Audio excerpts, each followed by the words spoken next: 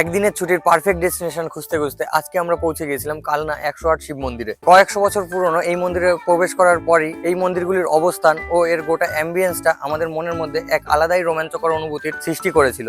এই মন্দিরগুলি রয়েছে গোলাকৃত সারিবদ্ধভাবে সাজানো, যার বাইরের সাইডে রয়েছে 74টি ও ভেতরের সাইডে রয়েছে 34টি মণ্ডপ। এই 108 শিব মন্দির 1809 খ্রিস্টাব্দে মহারাজ তেজচন্দ্র বাহাদুর প্রতিষ্ঠা করেছিলেন। আমি কথা দিতে পারি এই মন্দিরের পরিষ্কার পরিচ্ছন্ন ও মনোরম পরিবেশ আপনার জীবনের অসাধারণ কিছু স্মৃতি হয়ে থেকে যাবে সারা জীবন।